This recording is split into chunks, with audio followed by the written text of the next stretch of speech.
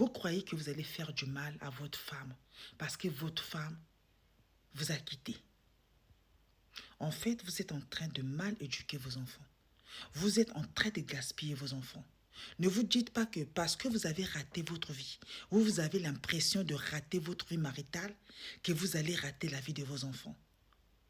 Une vraie personne réfléchit. Même si mon mariage, ça n'a pas marché, je vais faire en sorte que mes enfants soient les meilleures personnes. Peut-être ils n'ont jamais reçu de l'amour dans notre mariage. Je vais faire en sorte que cette séparation soit paisible pour ces enfants-là. Ils connaissent quand même une vie de bonheur. Ne laissez jamais, par frustration, par rancœur, chercher à manipuler les enfants pour qu'ils se retournent contre leur mère.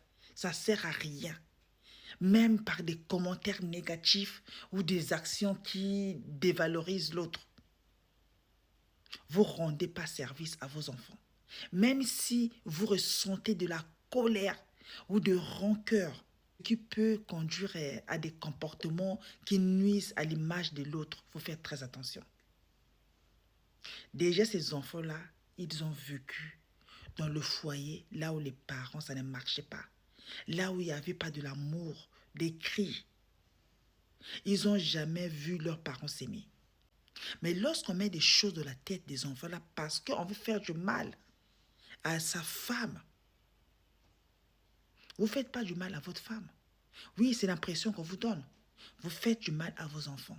Parce que ce type de manipulation peut avoir des conséquences graves sur le développement émotionnel des enfants. Cela peut entraîner des conflits intérieurs, des sentiments de culpabilité, de confusion plus tard dans la vie de vos enfants. Il y a des choses on ne rigole pas avec. Vous savez ce qui se passe dans la séparation.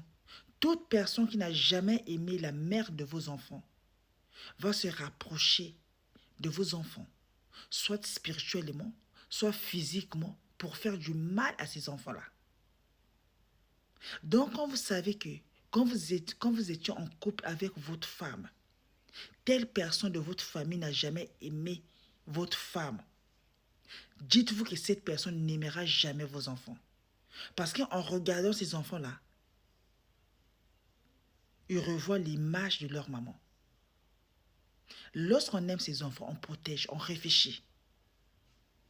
On préserve le bien-être de ses enfants.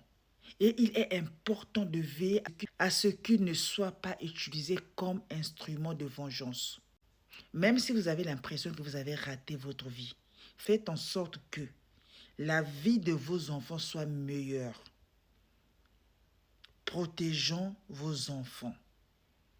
Laissez la colère de côté. Parce que beaucoup de gens ici utilisent leurs enfants en croyant faire du mal à leurs femmes.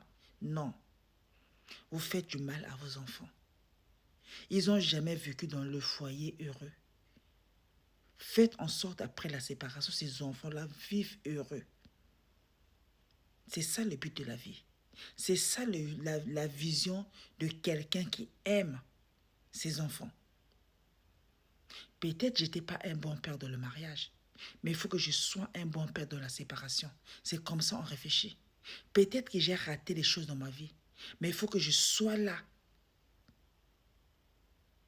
pour ces enfants-là, pour leur apporter de l'amour, de la sécurité.